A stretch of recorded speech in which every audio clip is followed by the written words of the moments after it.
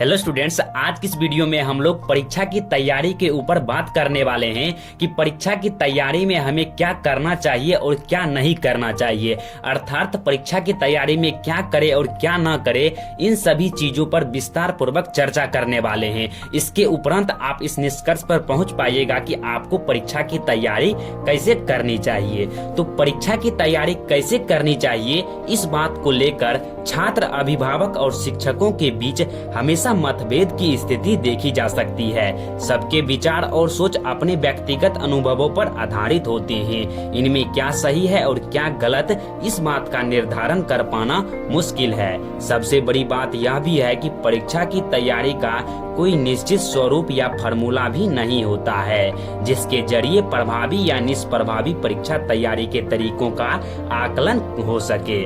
First point की बात करते हैं तो संगीत सुनते हुए पढ़ाई। कई लोगों का मानना है कि इस प्रकार पढ़ने से ध्यान केंद्रित करने में काफी मदद मिलती है।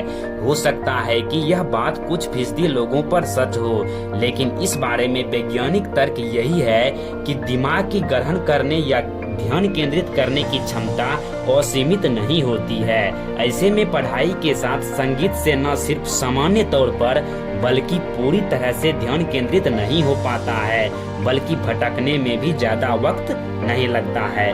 दूसरा पॉइंट, शैक्षणिक कंप्यूटर सीडी।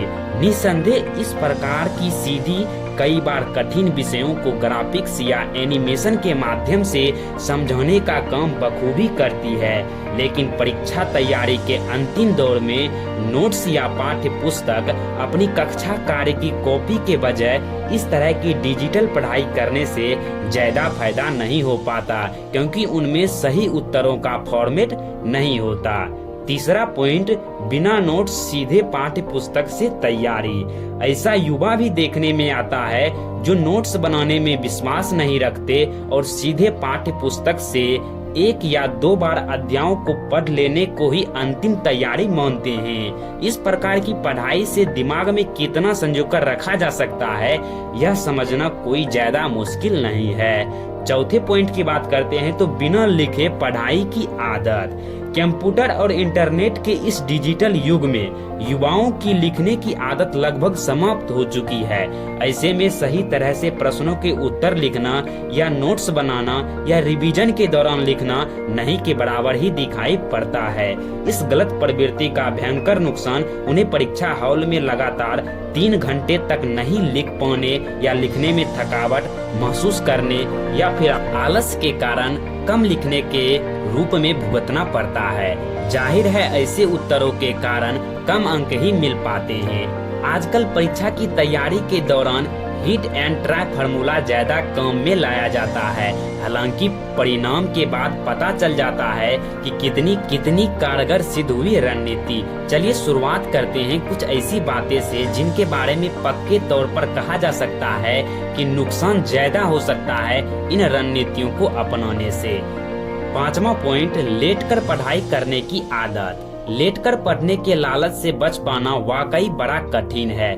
कोई भी सहज ही कह सकता है कि इसमें बुराई क्या है, लेकिन देखने में यह आया है कि ऐसे में शारीरिक आलस के साथ मानसिक सुस्ती की खुमारी इतनी ज्यादा हावी होने लगती है कि नींद से आंखें भारी होने लगती है। जाहिर है कि घंटे की इस प्रकार की पढ़ाई के बावजूद दिमाग में कुछ भी याद नहीं हो पाता।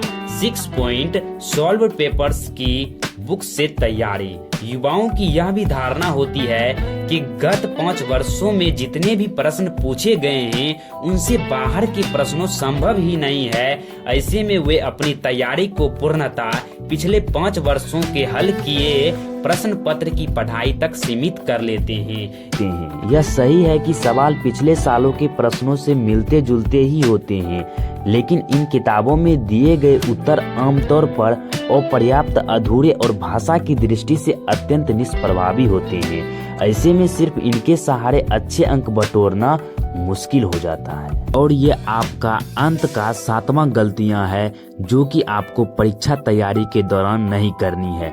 ये गलतियां हैं दूसरे के द्वारा बनाए गए नोट्स से तैयारी।